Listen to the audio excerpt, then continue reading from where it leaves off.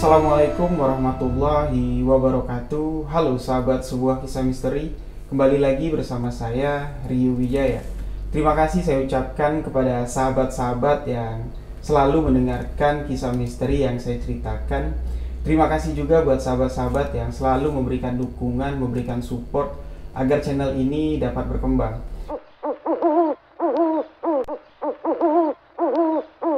Kali ini saya akan menceritakan sebuah kisah yang dikirimkan oleh Mbak Rosa yang ada di Jawa Timur. Yang mana kejadian ini menimpa suaminya. Di sini kita sebut saja dengan nama Mas Budi. Saat itu beliau sedang dalam posisi karir yang cukup tinggi ya.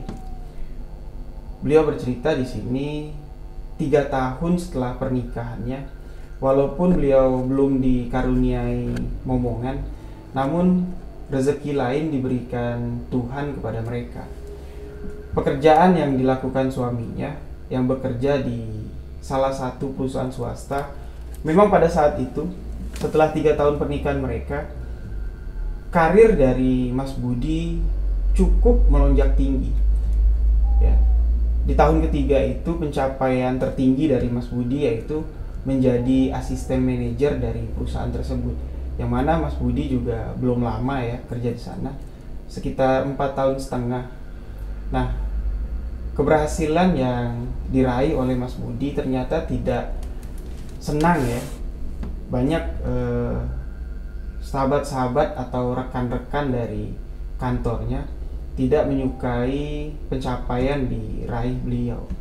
Jadi pada suatu ketika Mbak Rosa bercerita bahwa Mas Budi jatuh sakit secara tiba-tiba, yang mana penyakitnya ini tidak dapat didiagnosa dokter apa penyebab dari penyakit Mas Budi. Padahal Mas Budi di sini seorang yang rajin berolahraga.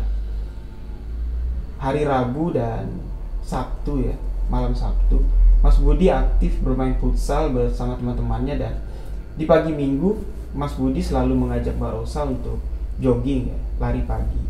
Namun ketika siang hari saat di kantor, Mas Budi tiba-tiba merasa perutnya sangat sakit, seolah-olah ada yang menusuk-nusuk dan seperti ada yang mencabik-cabik lambungnya.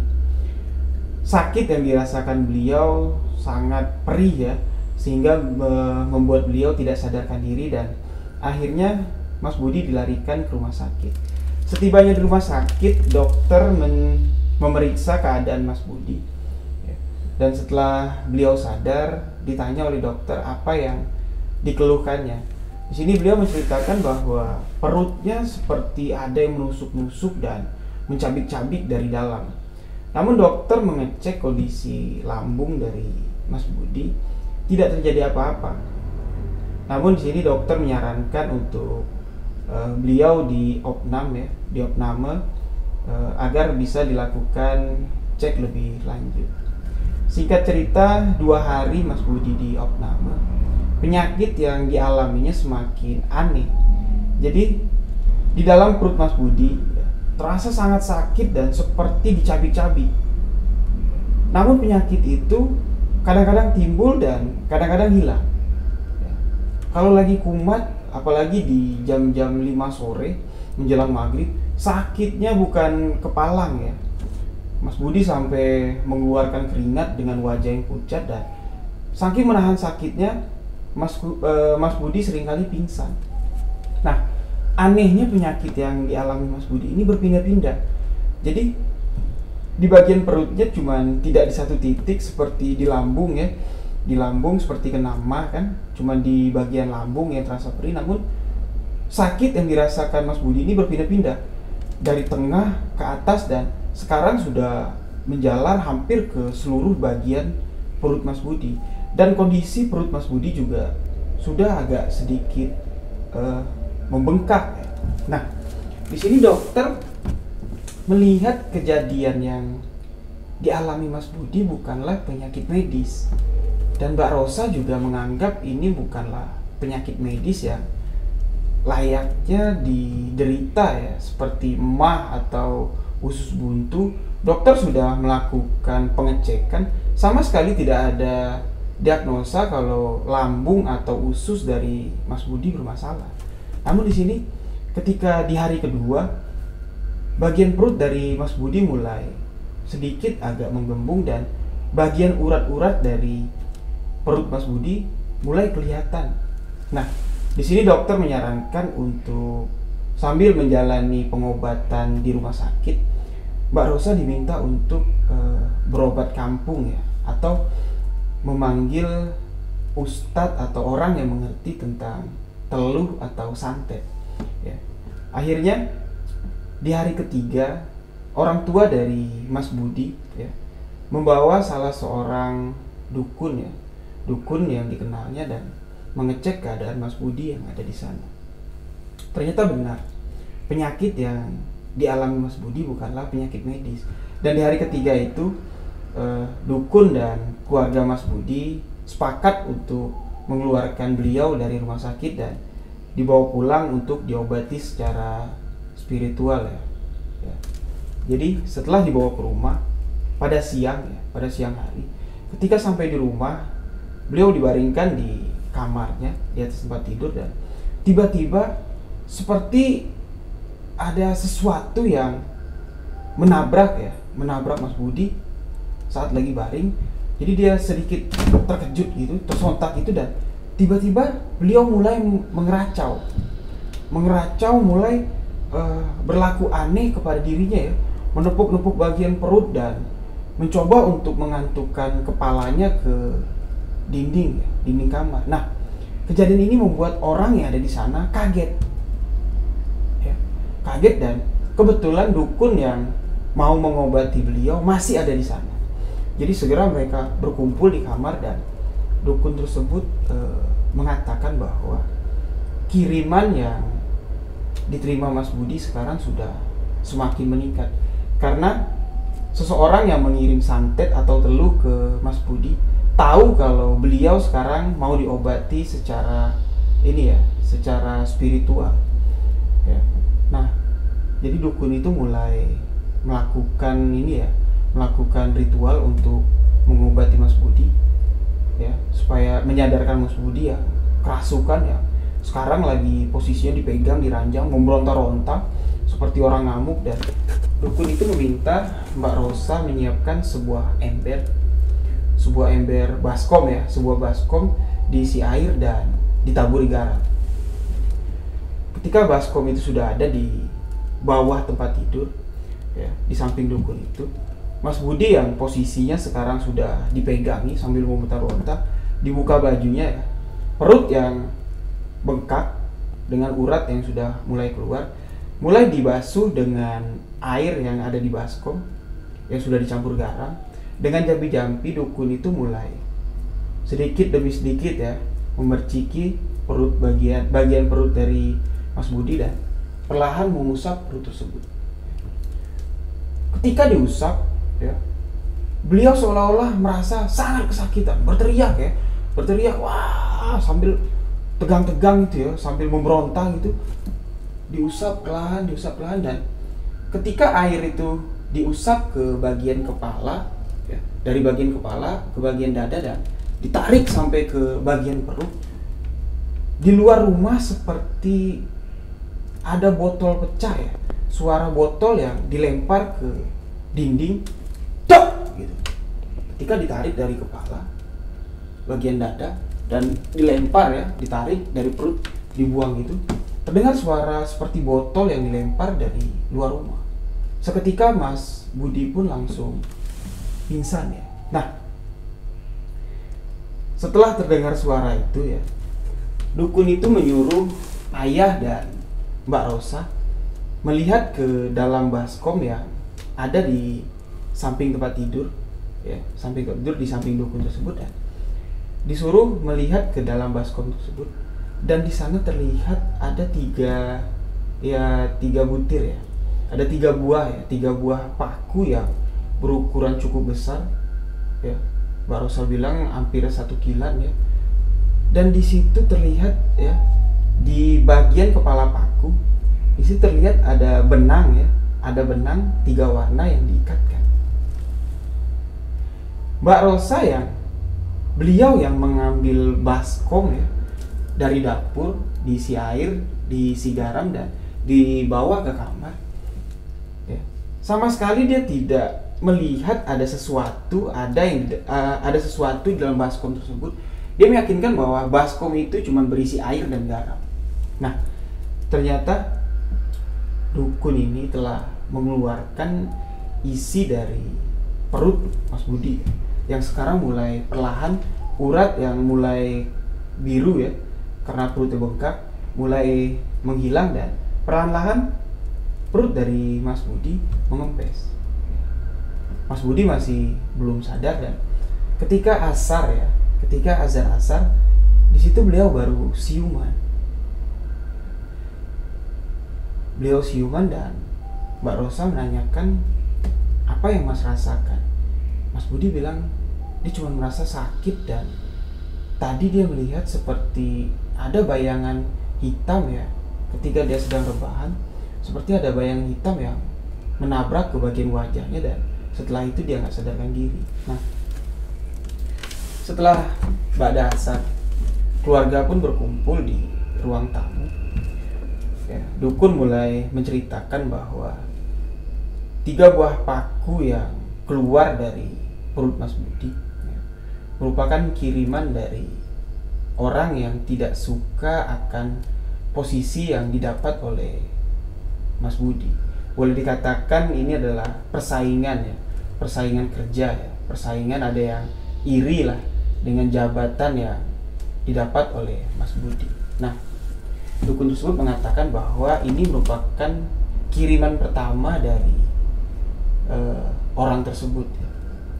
Dan dukun ini mengatakan pasti nanti malam ya, pasti Mas Budi akan dicoba dikirim lagi, disantet lagi, dikirimkan teluh lagi untuk membuat Mas Budi lumpuh. Jadi paku yang dikirimkan ini ditujukan untuk melumpuhkan bagian tubuh dari Mas Budi. Namun ya, ketika dukun itu mencoba untuk mengeluarkan barang itu ya, paku yang ada di perut Mas Budi, alhamdulillah dapat keluar ya. Nah, jadi sebelum maghrib Mas Budi ya, yang sekarang sudah agak enakan, sedikit bertenaga, disuruh oleh dukun tersebut sebelum maghrib Mas Budi harus mandi dengan baju yang digunakannya. Jadi nggak boleh nggak boleh mandi telanjang atau cuman menggunakan dalaman. Beliau disuruh mandi dengan seluruh pakaian yang digunakannya sekarang ya. Jadi begitu disuruh mandi, beliau pun langsung mandi. Nah, di sini Mas Budi mengatakan bahwa ketika dia mandi, sesuatu yang aneh yang belum pernah dirasakannya terjadi. Pertama dia menimbulkan air, terasa dingin ya. Ditimbulkannya lagi dan ditimbulkan ketiga dan keempat, air yang tadinya dirasanya dingin menjadi panas. Terus begitu ya. Jadi Mas Budi cuman terus mandi ya, bersih-bersih dengan sambil membacakan ayat-ayat ya. Mas Budi terus mandi dan selesai. Nah, baju yang digunakan Mas Budi mandi tadi yang sudah basah diminta untuk dibungkus baik-baik ya, dibungkus baik-baik dengan plastik dan diminta dikubur jauh-jauh dari rumah tersebut. Nah, nggak tahu ya, Mbak Rosa juga nggak tahu apa maksud dukun ini. Mereka yang ingin suaminya sembuh ya, Mbak Rosa yang ingin Mas Budi sembuh, menuruti apa yang dikatakan oleh dukun ini. Jadi dukun itu masih menunggu dan tepat setelah sekitar jam 9 malam, Mas Budi yang selesai mandi segar ya, mereka makan malam sama-sama dan ketika jam setengah 9 malam, Mas Budi dan Mbak Rosa lagi di kamar ya. Tiba-tiba kembali terdengar seperti suara pecahan botol yang terdengar dari luar kamar Mas Budi, seperti ada yang melempar botol. Nah, ketika suara itu meledak ya, Mas Budi langsung tidak sadarkan diri dengan posisi keras ya, badan tegang dan matanya bagian hitamnya terbalik ya, jadi cuma kelihatan putih dan seperti apa ya, keras ya, keras, kaku, dan mengeluarkan keringat yang cukup banyak. Di sini Mbak Rosa langsung berteriak memanggil orang tua dari Mas Budi yang ada di ruang depan dengan dukun itu, dan mereka langsung masuk ke kamar. Nah, dukun itu mengatakan, tepat apa yang saya katakan. Malam ini pasti beliau akan dikirim santet yang baru. Karena apa yang kemarin dikirim yang menyakiti Mas Budi sudah dapat saya keluarkan. Ya. Nah, dukun itu mulai melakukan ritual ya. Di sini dia cuman meminta segelas air putih, namun diminta ditutup bagian atasnya dengan piring. Diletakkan di ranjang di sebelah Mas Budi yang dipegang sama Mbak Rosa. Ya. Di situ dukun itu mulai membacakan jampi-jampi dan kurang lebih sekitar 7-8 menit dukun itu seperti meditasi dan mulai mengeluarkan keringat. Dan wajahnya yang tadinya biasa aja mulai seperti tegang dan pucat. Di sini dukun itu sekitar 8 menit ya. Terus fokus seperti itu, dan gelas yang dipegang oleh Mbak Rosa ya, yang ditutup dengan piring tiba-tiba pecah. Ketika gelas itu pecah, dukun itu pun pingsan. Ketika dukun itu pingsan ya, semua yang ada di sana panik dan mencoba untuk menyadarkan dukun tersebut, namun sampai kurang lebih 15 menit Mas Budi yang masih dalam keadaan tegang dengan mata yang terus terbalik, dan dukun itu akhirnya sadarkan diri dan mengatakan bahwa kali ini kemampuan yang dia miliki tidak dapat untuk melawan santet atau teluh yang dikirimkan untuk Mas Budi. Dia sudah mencoba masuk ke, boleh dikatakan alam gaib ya. Di situ dia mencoba untuk menarik kiriman yang ada di tubuh Mas Budi, namun dia melakukan pertarungan yang sangat hebat dengan sosok yang sangat menyeramkan. Ya. Dukun itu mengatakan seperti jin ya, dengan tanduk dan membawa cambuk. Nah, dukun itu kalah dan dia menyerah. Ya. Tapi dia mengatakan mungkin setelah lewat jam 12 malam Mas Budi akan kembali sadar lagi dan normal. Nah, diminta untuk keluarga ya, menjelang subuh nanti ya, harus dapat pengganti atau seseorang yang dapat menolong Mas Budi. Karena ya, santet yang masuk di jam setengah 9 malam akan keluar sebelum jam 12, dan menjelang subuh santet itu akan dikirimkan lagi.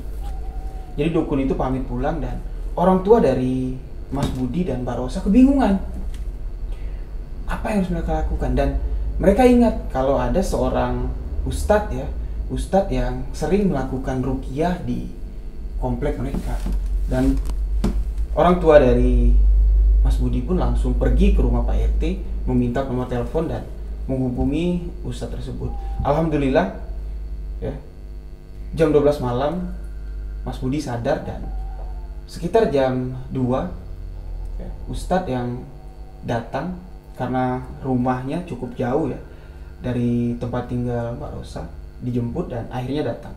Nah, di sini ustadz tersebut mengatakan bahwa sebenarnya setan atau iblis yang dikirimkan untuk menyakiti manusia sebenarnya dapat ditangkal dengan ayat-ayat Al-Quran. Di situ keluarga dari Mas Budi yang berkumpul ramai diminta sama-sama malam itu jam 2 diminta sama-sama untuk membacakan Yasin. Membacakan Yasin terus menerus menjelang subuh. Dan ustadz ya datang tersebut duduk di ranjang tepat di samping Mas Budi yang sudah tersadar. Sambil memegangi kepala Mas Budi, beliau membacakan ayat-ayat ruqyah, dan keluarga dari Mas Budi terus membacakan Yasin berulang-ulang. Menjelang subuh ya, Mbak Rosa mengatakan sebelum azan subuh terdengar lagi suara yang persis sama seperti di jam 9 malam ya. Seperti ada sesuatu yang pecah ya, botol pecah menabrak dinding kamar. Cuk! Namun setelah suara itu terdengar, tidak terjadi apa-apa kepada Mas Budi. Namun di sini Ustadz yang ada di sana yang membantu Mas Budi semakin kencang membacakan ayat-ayat ruqyah. Semakin kencang membacakan ayat ruqyah dan akhirnya terdengar azan subuh. Nah, azan subuh berkumandang, Mas Budi pun normal ya, terjaga dengan normal, tidak terjadi apa-apa, dan mereka semua pun di rumah sholat subuh berjamaah. Dan alhamdulillah setelah pagi hari Mas Budi mulai bugar dan bisa berkumpul sarapan pagi, dan disitulah Pak Ustadz mengatakan bahwa seseorang yang mengirim santet ini bukan main-main, memang berniat untuk membunuh Mas Budi. Nah, di sini Ustadz meminta kepada Mas Budi untuk selesai sarapan, ya, selesai sarapan diminta untuk bersiap sholat duha ya, sholat duha dan sholat sunat. Di situ Ustadz membimbing kepada Mas Budi, meminta setelah sholat ya, setelah sholat diminta untuk berserah diri kepada Allah. Jika memang ajal dari Mas Budi mati karena kiriman santet, Mas Budi ikhlas. Dan kalau memang Allah mengizinkan ya, Allah menginginkan kesembuhan dari Mas Budi, terhindar dari gangguan santet, Mas Budi dapat sembuh pada hari itu. Jadi setelah waktunya tiba, matahari mulai naik ke atas, waktu duha pun sholat duha pun dilakukan oleh Mas Budi.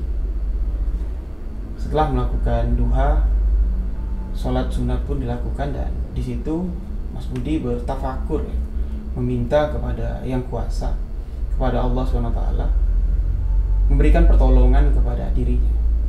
Ya, di sini Pak Ustadz mengatakan bahwa sesungguhnya pertolongan yang paling besar, kekuatan yang paling besar adalah kekuatan dari Allah, dan atas izinnya lah semua yang ada di bumi ini dapat dilenyapkan dan dapat dihidupkan kembali. Ya, setelah melakukan sholat duha dan sholat hajat, di situ mereka bersama-sama duduk ya, berhadapan dengan Mas Budi.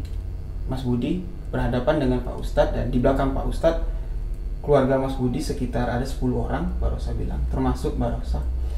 Di situ yang di belakang Pak Ustadz ya, terus bersolawat, dan Pak Ustadz yang berhadapan dengan Mas Budi membacakan ayat-ayat ruqyah. Nah, pada pagi hari itu barulah terlihat sesuatu yang aneh terjadi kepada Mas Budi. Mas Budi seperti meronta-ronta kesakitan ya, membanting-banting tubuhnya. Namun di situ Pak Ustadz mengatakan, biarin aja, nggak usah ada yang pegangin, biar setannya keluar, biar iblis yang ditanamkan di tubuh Budi keluar ya. Di situ semakin kencang sholawat dikumandangkan, semakin kencang ayat ruqyah yang dibacakan oleh Pak Ustadz. Mas Budi seperti menggeliat ya, membanting-banting badannya, dan di situ ternyata proses yang dilakukan pada pagi itu adalah pencabutan apa yang sudah ditanamkan di tubuh Mas Budi. Ya. Hampir 1 jam Mas Budi dan keluarganya ya berkumpul membacakan sholawat, Pak Ustadz yang membacakan ayat ruqyah. Akhirnya Mas Budi pingsan dan tergeletak. Begitu Mas Budi tergeletak, Pak Ustadz yang tadinya duduk ya, bukan membantu Mas Budi, namun langsung keluar rumah dan seperti mengejar sesuatu. Pak Ustadz langsung menuju ke pekarangan rumah Mas Budi yang dekat pagar ada tanaman ya, ada bunga-bunga gitu. Nah, langsung menuju ke situ dan seperti ada yang dicari. Mbak Rosa menyusul keluar, dan di situ Pak Ustadz menemukan sesuatu ya, kain yang dibungkus sesuatu benda yang dibungkus kain berwarna putih, dan di situ seperti digambar orang, dan bagian tubuh orang tersebut seperti dicoret-coret gitu. Nah, ternyata itulah syarat yang ditanamkan oleh musuh dari Mas Budi untuk menyakiti beliau. Alhamdulillah Mbak Rosa mengatakan apa yang dialami suaminya cuma selama 3 hari. Namun kejadian ini cukup membuat Mbak Rosa sangat ketakutan dan sampai sekarang beliau tidak dapat melupakan kejadian ini. Ya. Nah, setelah barang temuan dari santet ya, barang teluh ya, kiriman yang dikirim musuh Mas Budi ditemukan oleh Pak Ustadz. Barang tersebut pun dibakar dan Mas Budi diminta untuk selalu dalam keadaan bersih ya, selama 40 hari. Dalam keadaan bersih dalam arti kata selalu dalam keadaan berwudu dan tidak dulu tidur bersama istrinya. Ya. Karena takut nanti kalau dalam keadaan kotor ya, keadaan kotor, santet yang kembali dikirim kepada Mas Budi bisa masuk lagi. Menjelang 40 hari, di situ Pak Ustadz mencoba untuk membungkam ya, bukan membalas ya, membungkam orang yang telah menyakiti Mas Budi. Ya. Pak Ustadz mengatakan kita coba untuk memberi pelajaran dengan menyadarkan dia. Apa yang sudah dikirim ke Mas Budi, ya, diharap Mas Budi ikhlas, jangan ada dendam. Dan sekarang kita sama-sama meminta apa yang dilakukan oleh orang tersebut yang telah menganiaya Mas Budi dapat diberikan ganjaran atau balasan oleh Allah SWT. Memang benar ya, Mas Budi dan keluarga pun seperti nggak percaya apa yang dikatakan oleh Pak Ustadz tersebut. 2 minggu setelah kejadian itu, salah seorang dari teman dari Mas Budi, teman dekat, ya, beliau mengatakan teman dekat satu ruangan mengalami kejadian atau musibah yang bertubi-tubi. Pertama, mobilnya hilang dan beberapa hari setelah itu dia yang sedang di dalam taksi ya, dari rumah menuju ke kantor, taksi yang ditumpanginya mengalami kecelakaan. Ya, mengalami kecelakaan di tol dan cukup parah. Akhirnya bagian kaki ya, kaki sebelah kanan Mas Budi bilang tulangnya patah dan harus dipen dan mengakibatkan beliau cacat ya, jadi pincang gitu ya, karena pen yang mengganjal tulangnya jadi pincang. Nah, Mas Budi pertama nggak langsung mengira kalau beliau lah yang menyakiti Mas Budi, yang mengirim santet kepada Mas Budi. Namun setelah kejadian itu, setelah lewat 40 hari ya, Mas Budi mengatakan setelah temannya itu keluar dari rumah sakit dan langsung menemui Mas Budi, di situ dia dengan istrinya langsung menemui Mas Budi, meminta ampun, meminta maaf atas semua perbuatan yang telah dilakukannya. Dia mengaku kalau dia tidak senang dengan posisi yang diterima Mas Budi dan dia berpikir kalau seharusnya dia yang menjadi asisten manajer karena pekerjaan dia yang lebih baik daripada Mas Budi ya. Seharusnya dia yang diangkat jadi asisten manajer, bukan Mas Budi. Jadi dia karena sakit hati dengan Mas Budi, dia mencoba untuk mengirimkan santet untuk membuat Mas Budi lumpuh dan dengan kelumpuhan yang dialami Mas Budi nanti otomatis jabatan dari asisten manajer akan kosong dan dipastikan kalau dia yang akan menempatinya. Nah, di situ Mas Budi shock ya, kaget ya mendengar pernyataan dari teman dekatnya. Dan di situ Mas Budi hanya mengatakan, ya sudahlah, apa yang terjadi, yang sudah terjadi, ya sudahlah. Saya mengikhlaskan apa yang sudah terjadi dan saya harap kamu juga sekarang menerima keadaan yang kamu alami. Musibah yang bertubi-tubi kamu alami ya. Di situ kamu harus berpikir mungkin ini adalah ganjaran atau teguran dari Allah karena kamu sudah berniat dan mencoba untuk menganiaya seseorang. Nah, di situ dia meminta ampun, meminta maaf dan Mas Budi langsung menjawab dengan singkat ya. Bukan saya tempat kamu meminta maaf dan meminta ampun. Minta maaflah, minta ampunlah kepada Allah yang Maha Pengampun dan Maha Penyayang. Dan akhirnya kejadian ini pun diketahui oleh semua yang ada di kantor itu dan karena malu teman dari Mas Budi ini langsung resign dari kantor. Dan sekarang alhamdulillah setelah kejadian ini ya, Mbak Rosa mengatakan Pak Ustadz yang dulu membantu Mas Budi rutin didatangi mereka, dan mereka semakin belajar untuk mendalami agama Islam ya, yang memang selama ini jauh dari kehidupan mereka ya. Mbak Rosa mengatakan bahwa ya sebelum kejadian ini untuk sholat 5 waktu ya masih banyak bolongnya, tapi alhamdulillah karena musibah ini dia terus berguru, datang sampai hari ini datang ke Pak Ustadz untuk mendalami ajaran agama Islam. Mbak Rosa ya mengatakan ini dan mengirimkan kisah ini kepada saya untuk dibagikan ke sahabat-sahabat sebuah kisah misteri.